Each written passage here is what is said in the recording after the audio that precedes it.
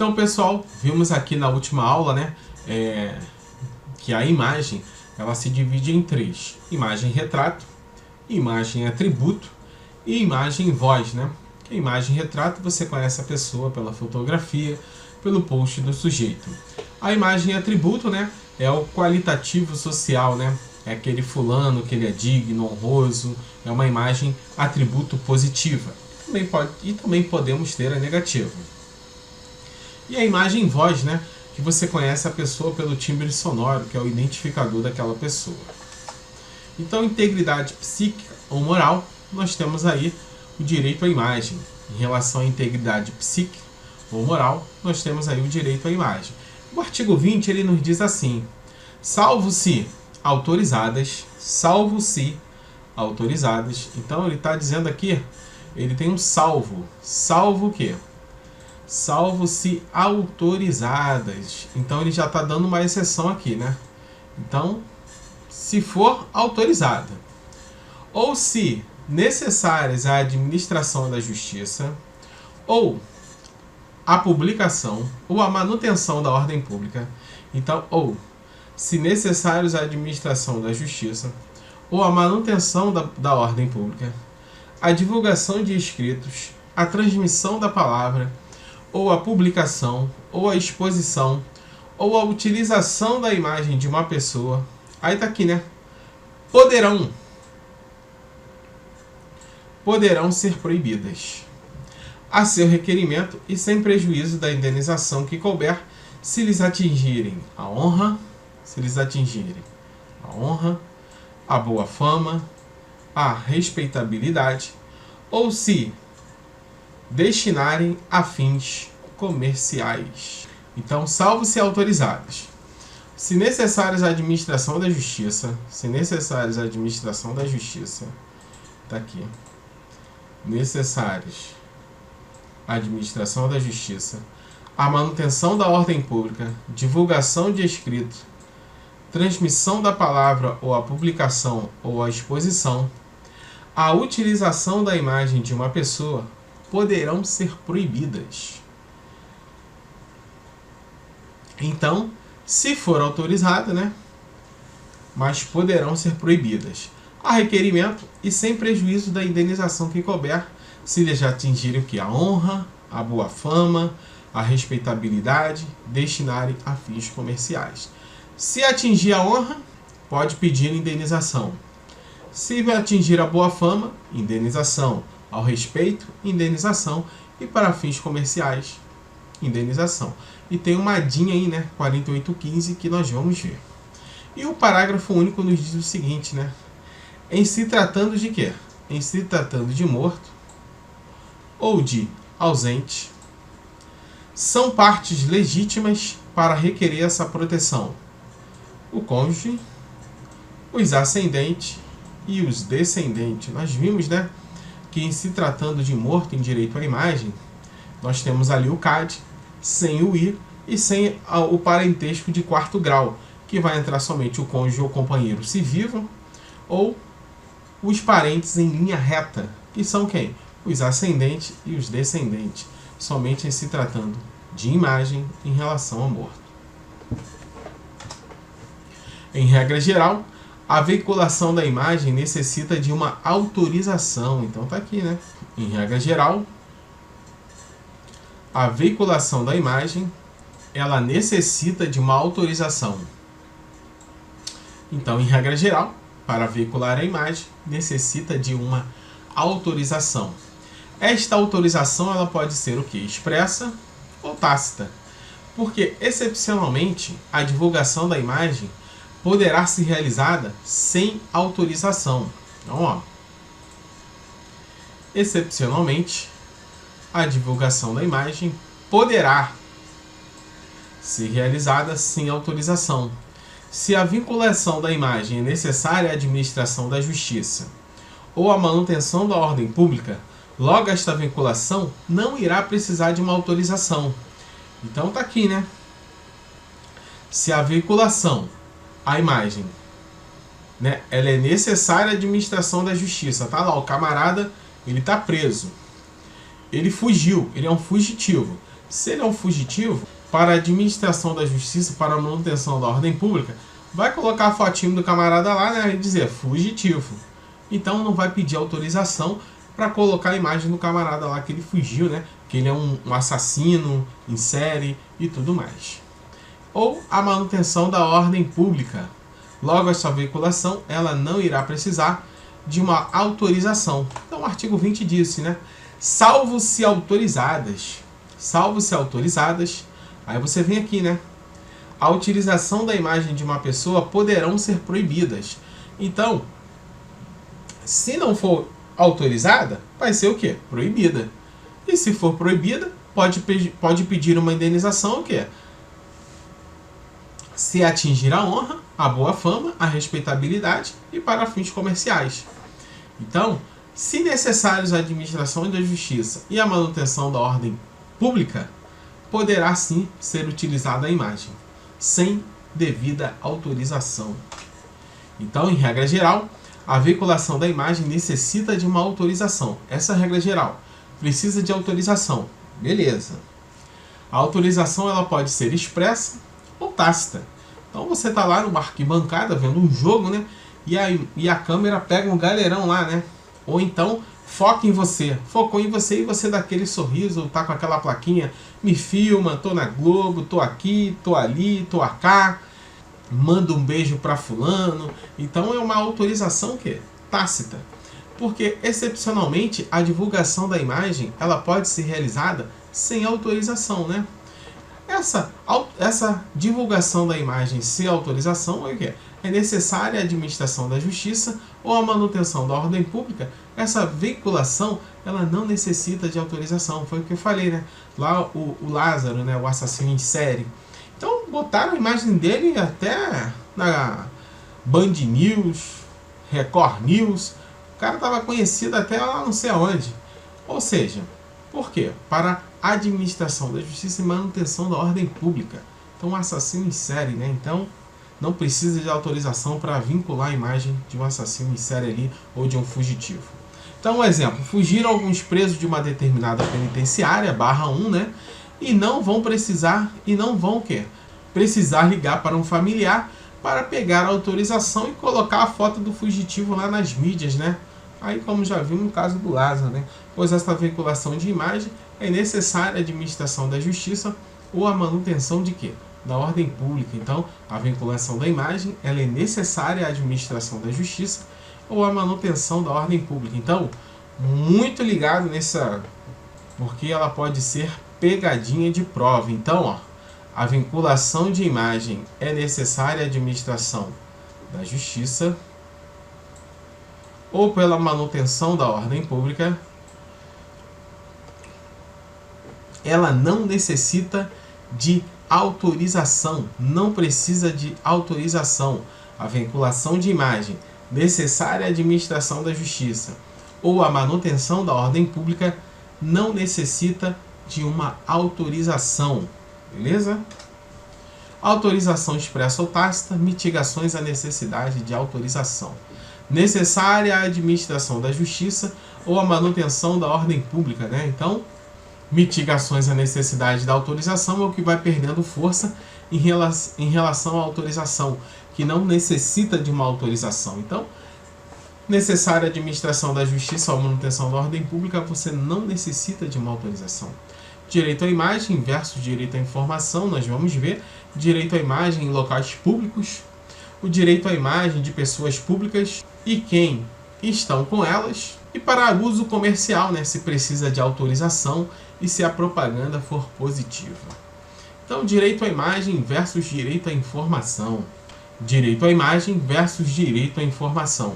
O entendimento do STJ é que se a pessoa é pública, se a pessoa pública estiver em um local público, ela poderá ser eventualmente ser fotografada e filmada.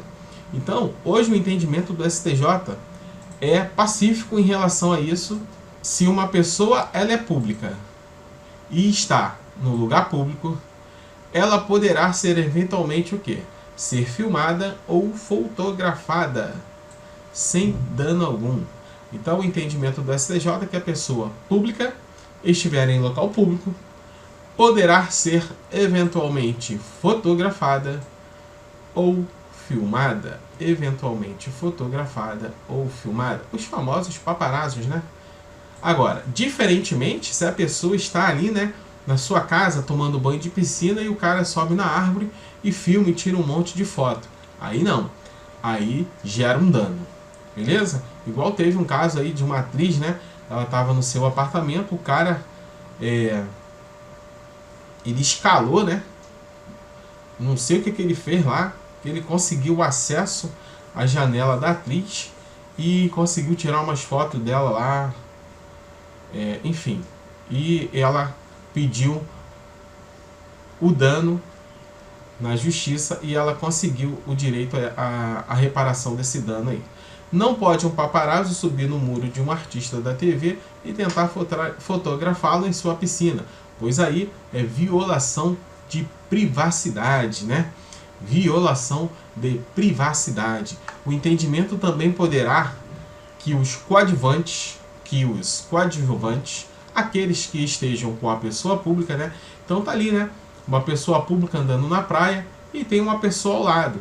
Então, se ela está andando na praia, a pessoa pública, ela está em local público, foi fotografado, né? Esse coadjuvante, né? Essa pessoa que está ao lado da pessoa pública, foi fotografado de mão dada, ou seja, a mulher era casada, né? Foi fotografado com este cantor de mão dada e a mulher pediu reparação de dano e não obteve nada. O problema foi dela, de ela estar de mão dada com um camarada, ela sendo casada, e não sei o pepino que deu. No local público, eventualmente poderão ser fotografados e filmados. Então, esses que são coadjuvantes, que estejam ao lado de uma pessoa pública, poderão também ser eventualmente fotografados e filmados. O entendimento, né, também poderá se estender aos coadjuvantes, né, aqueles, né, que andam ao lado das pessoas públicas no local público, eventualmente poderão também ser fotografados e filmados. Uma pessoa comum, caso esteja em show, um jogo de futebol, eventualmente poderá ser filmado e fotografado, normal, né? Tá ali no show, né? O cara ali tá gravando DVD e filma ali as pessoas, né, que estão vendo o show. Então não há problema algum e nem precisa de autorização. Então você foi no show, ali o cara tá gravando o DVD dele e ele filma as pessoas que estão no show. Então não há problema algum, né, em relação à autorização. Agora a doutrina entende que o fechamento da câmera em uma pessoa no jogo de futebol ou até mesmo no show, a doutrina entende que se der um sorriso, esta é uma autorização tácita. Tipo com um cartaz, né? Filma, tô na TV, manda um beijo pra fulano de tal, não sei o que. Agora, se a pessoa se esconde, né? Viu que focalizou o rosto dela e ela fez isso, pô, não era pra estar aqui, não sei o que. Aí não é uma autorização tácita. Uso comercial, né? De uso comercial, precisa de autorização para uso comercial? Lógico que precisa, né? E se a propaganda for positiva? Independente se for positivo ou não. Então vamos lá, para a utilização comercial precisa sim de autorização. Caso não tenha, terá uma lesão à imagem. Então, ó, para a utilização comercial precisa sim de uma autorização, tá, gente? Caso não tenha, vai ter ali a lesão à imagem, né? Então terá um dano irre ipsa, ou um dano moral puro. Então terá um dano irre ipsa, ou um dano moral puro. É aquele que decorre da própria conduta, né? Um simples de pegar a imagem de alguém e utilizá-la para fins comerciais e econômicos, por si só já gera o dano. Então é um dano irre ipsa, ou um dano moral puro. Então você, né, a simples conduta de pegar a imagem da pessoa e utilizá-la para fins comerciais e econômicos, por si só já gerou dano. Beleza? Então a súmula 403 do STJ mais o artigo 20, ela nos dá, ela corrobora, né, esse dano para o direito à imagem. Então vamos marcar aqui o dano irre ipsa, ou dano moral puro, é aquele que decorre da própria conduta, né? Simples de pegar a imagem de alguém e utilizá-la para fins comerciais e econômicos, por si só já gera o dano. É o dano irre ipsa, o dano moral puro, né? A simples conduta de pegar a imagem de uma pessoa para fins comerciais e econômicos, por si só, já gera o dano. A utilização da imagem para fins econômicos e comerciais invariavelmente exige uma autorização. Então, tá ali, né? Para você pegar a imagem de alguém, de um professor ou de um aluno, né, para fins comerciais, econômicos, você precisa da autorização. Caso não tenha autorização, o dano à imagem é um dano moral puro, dano in re ipsa, decorre da própria conduta, né? Por exemplo, tem um curso, né, formando um curso aí, né, Torre Forte, ou curso jurídico e policial em casa, e chamo um monte de professor aí, e chamei aquele professor de destaque, né, Ulisses Gomes, e estampo lá, né, a imagem dele no curso, ó. Se matricule no curso para delegado, para promotor, para juiz, que nós temos o melhor professor aqui, estampa a minha imagem lá no curso, né, sem minha autorização. É um dano moral puro, é um dano in re ipsa, por si só já gerou dano. Por quê? Eu sou contratado para dar aula ao curso e não para pegar minha imagem para fins econômicos e comerciais. Então, a utilização da imagem para fins econômicos, a utilização da imagem para fins econômicos e comerciais, imprescindivelmente, ela exige o quê? Ela exige uma autorização. Invariavelmente exige uma autorização. Caso não tenha, é o dano à imagem, é o dano moral puro, o dano in re ipsa, que decorre da própria conduta. O simples fato de pegar a imagem e usarem para fins comercial, sem autorização, já ocasionará o dano. Então, o simples fato de pegar a imagem e usarem para um fim comercial, sem a devida autorização, já ocasiona o dano, que é o dano moral puro ou o dano in re ipsa. E se a propaganda for negativa, além do dano à imagem, vai acumular também o dano à honra. Então olha aqui, ó. Se a propaganda for negativa, né? Além do dano à imagem, vai acumular também o que? O dano à honra. Então aquele professor ali, ele não é muito bom, não tem didática. Então tá prejudicando a honra do professor. Então vai gerar um dano in re ipsa, um dano moral puro, acumulado com um dano à honra. Súmula 403 do STJ, ela nos diz o seguinte, né? Independe de prova ou prejuízo à indenização pela publicação não autorizada da imagem de pessoa com fins econômicos ou comerciais. De novo, independe de prova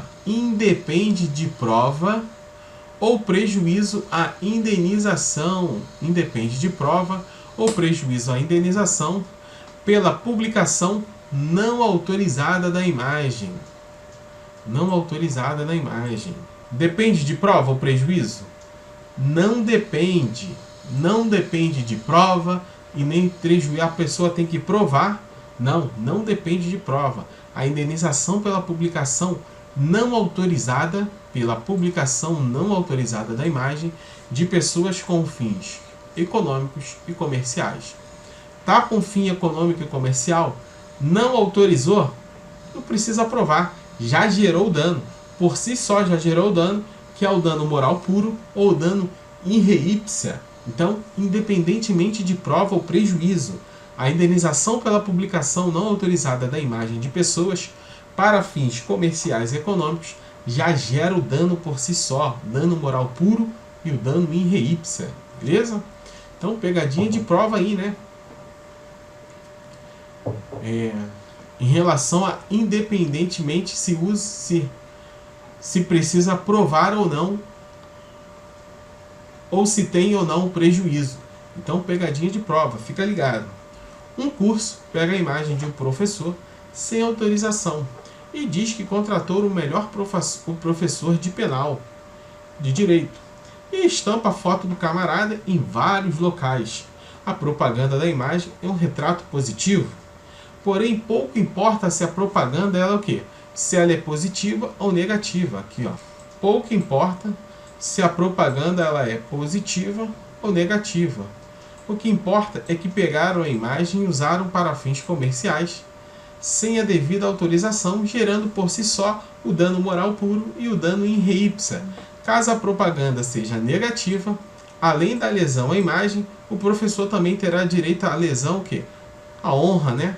Lesão à personalidade. Então, a súmula 403 independe de prova ou prejuízo a indenização pela publicação não autorizada da imagem de pessoas com fins econômicos ou comerciais. Como regra geral de reparação de danos, em nosso ordenamento jurídico, quem ajuiza a ação solicitando indenização ou reparação deve provar o prejuízo que sofreu. Então, como regra geral de reparação de danos, em nosso ordenamento jurídico, quem ajuiza uma ação solicitando indenização ou reparação deve provar o prejuízo que sofreu. Todavia, em algumas situações, o dano moral pode ser presumido, ou in re ipsa, né? Expressão em latim utilizada pela linguagem jurídica. Neste caso, basta que o autor prove a prática do ato ilícito, né? Que o dano estará configurado, não sendo necessário comprovar a violação dos direitos da personalidade, que seria o quê? Lesão à sua imagem, a honra subjetiva ou a privacidade. Então, regra geral, né? A reparação dos danos, né? Como regra geral de reparação dos danos, quem ajuiza a ação solicitando uma indenização ou uma reparação deve provar que sofreu aquele prejuízo. Beleza. Regra geral, né? Você entrou com uma ação, o juiz vai perguntar: o que você está querendo? Não. Você está solicitando indenização, uma reparação e provou ali aquele prejuízo que sofreu. Mas há umas situações, né, que nós temos o dano moral puro ou dano in re ipsa, né, que por si só já o quê? Já sofre a lesão ali, né? Por si só já configura o dano. Então, colocou a imagem para fins comerciais e econômicos, já gerou o dano. Então, basta que o autor prove a prática do ilícito. Ó, botou minha foto lá no outdoor para fins econômicos e comerciais. Pronto. Você não precisa provar que o curso ali está ganhando com a imagem. Não. Para fins econômicos e comerciais. É o que? O dano moral puro ou dano in re ipsa. Então, basta que o autor prove o quê? A prática do ato ilícito. Por quê? O dano está configurado, não sendo necessário comprovar a violação dos direitos da personalidade. Lesão à imagem, a honra subjetiva ou a privacidade. Um exemplo clássico, né, é a inscrição indevida de alguém no cadastro de restrição de crédito. Né? É muito comum que as empresas efetuem cobranças de valores que não são devidos e acabam por enviar o nome do cliente para o Serasa. Também acontece muito com a Light também, né? Quando manda um TOF aí, né? Dizendo que a pessoa estava com gata e pede para assinar um termo lá, né? E bota lá uma dívida parcelada não sei em quantos e a pessoa nunca teve gato. Então, acontece muito aí. E restrição ao crédito, né? Uma empresa coloca o nome de outra lá, né? Na restrição em crédito, quando a pessoa vai tentar fazer um cartão, não pode, porque o seu nome está restrito. Quando a pessoa vai ver lá, né? Uma empresa A, a empresa lá pernambucana, colocou o nome da pessoa lá na restrição ao crédito. Então, pode gerar um dano ali e a pessoa pode pedir essa reparação de dano. Como para essa hipótese, o dano moral é presumido. Para essa hipótese, o dano moral é presumido. A pessoa não precisa provar que passou vergonha ao solicitar um crédito ou ter a negativa pela restrição que consta em seu nome. Então ela não precisa dizer: fui numa loja tentar fazer um cartão, não consegui fazer, fiquei todo envergonhado, passei ali com constrangimento enorme, porque o nome da pessoa estava restrito ali, né, indevidamente, com seu nome restrito ao crédito. Então, ela não precisa provar que passou essa vergonha na hora de fazer o cartão de crédito. Nesse caso, basta que comprove que a cobrança não procede, pois a simples restrição indevida pela empresa já implica na ocorrência de um sofrimento moral. Então, de novo aí, né? Um exemplo clássico é a inscrição indevida, né, de alguém no cadastro de restrição ao crédito, que é muito comum de empresas efetuarem cobranças de valores que não são devidas e acabam por enviar o nome do cliente para o Serasa. Para essa hipótese, o dano moral, ele é o quê? Ele é presumido. A pessoa não precisa provar que passou vergonha a solicitar um crédito. A pessoa não precisa provar que passou vergonha a solicitar um crédito ou ter o quê? A negativa pela restrição que consta o seu nome. Nesse caso, basta que comprove que a cobrança não procede. Basta ela comprovar que não procede. E nunca comprou naquela loja, o que comprou e já quitou a dívida. Então, pois a simples restrição indevida pela empresa já implica na ocorrência de um sofrimento moral. Código Civil, lei, né? 10.406 de 2002, o artigo 11, o artigo 12 e o artigo 186. Vamos aí. O artigo 11 nos diz o seguinte: com exceção dos casos previstos em lei, os direitos da personalidade são intransmissíveis e irrenunciáveis, não podendo seu exercício sofrer o quê? Uma limitação voluntária. Então, o artigo 11, né?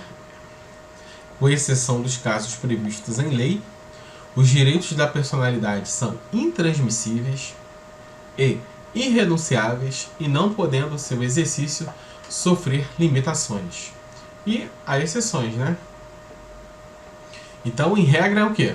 Que os direitos da personalidade são intransmissíveis. Essas são a regra. Essa é a regra. Eles são intransmissíveis e irrenunciáveis, não podendo seu exercício sofrer limitação voluntária. Pode-se exigir que cesse a ameaça, artigo 12. Pode-se exigir que cesse a ameaça ou a lesão a direito da personalidade e reclamar o quê? Perdas e danos. Então, pode-se exigir que cesse a ameaça ou a lesão a direito da personalidade e reclamar também o que? Perdas e danos, sem prejuízo de outras sanções previstas em lei. Aí o parágrafo único nos diz o seguinte: em se tratando de morto, terá a legitimação para requerer a medida prevista quem? O cônjuge, sobrevivente ou companheiro, qualquer parente em linha reta, né, que é o ascendente, o descendente, ou colateral até o 4º grau, né? Tio, sobrinho, neto, sobrinho-neto, tio-avô. Então, colateral até o 4º grau. É o famoso aí, né? É o famoso CAD, né? O famoso CAD. Então tá aí, né?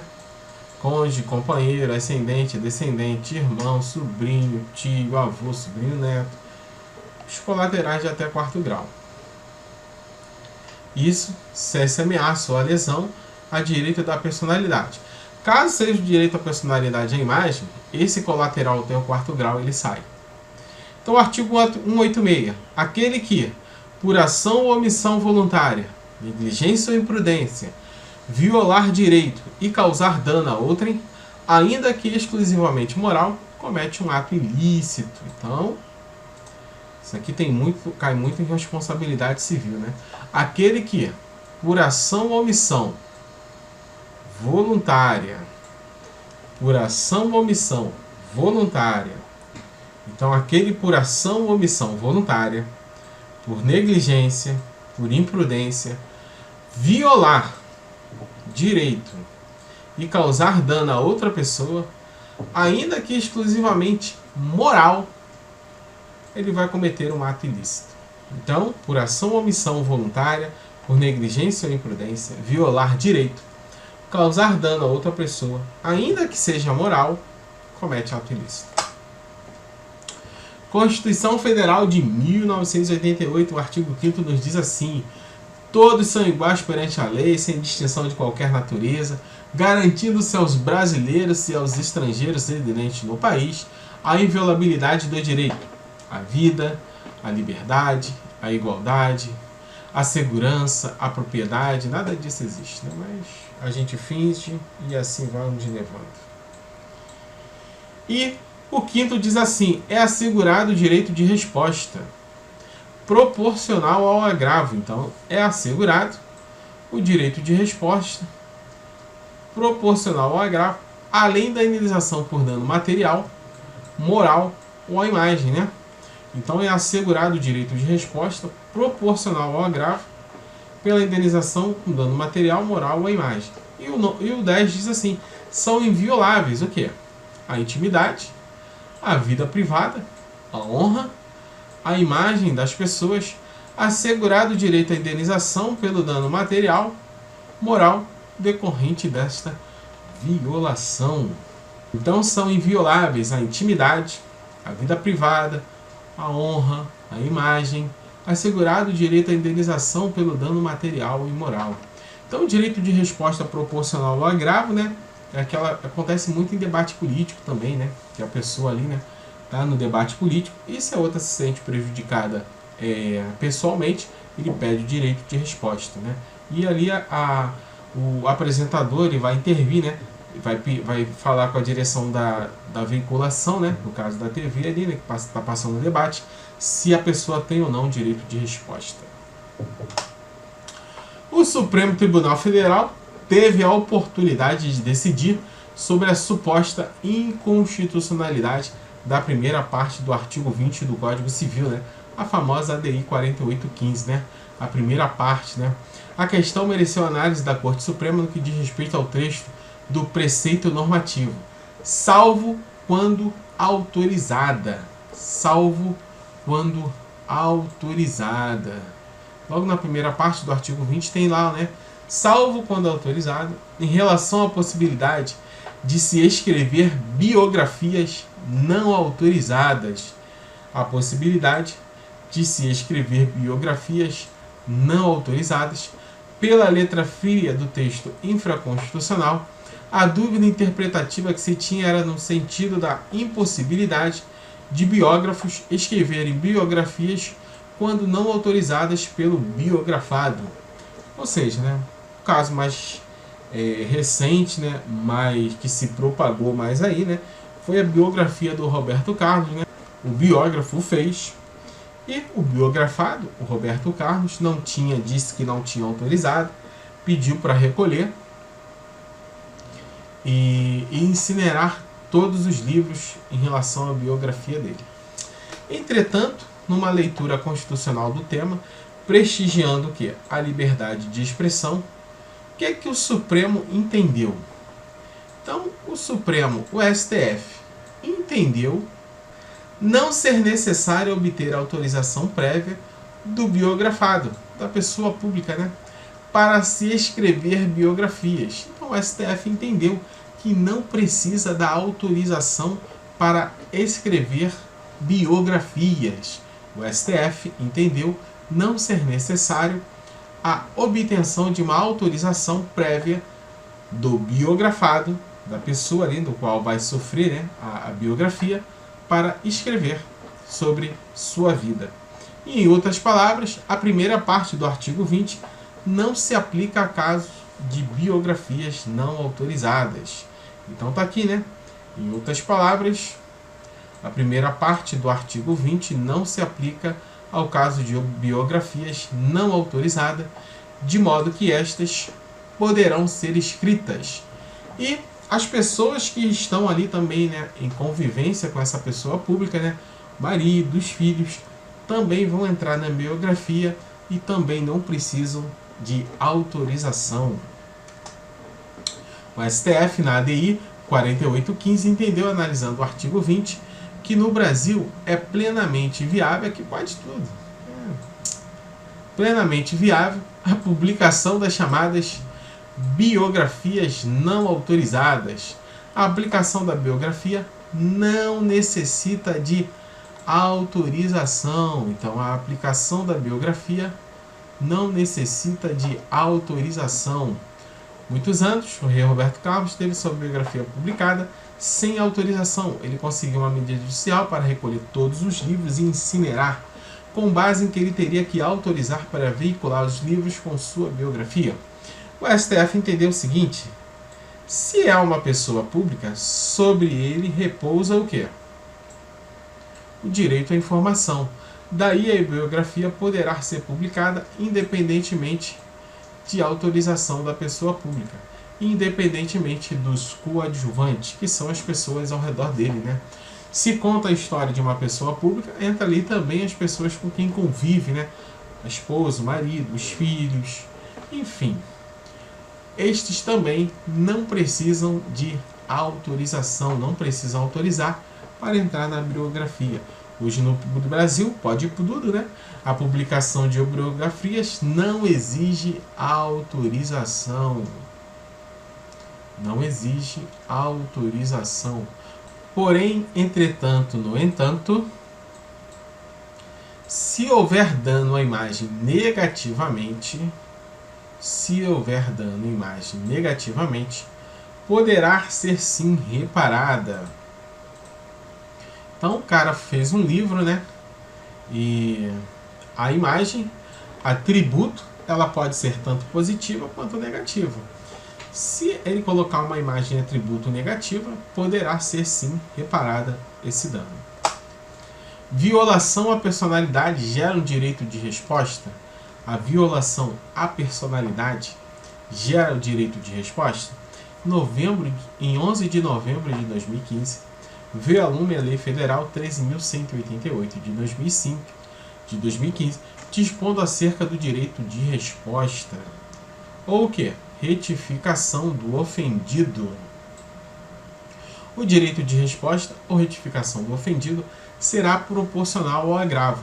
Então, teve lá, né, um caso de uma pessoa no horário, às 20 horas de uma segunda-feira, falando de uma pessoa. E essa pessoa se sentiu ofendida e pediu o direito de resposta.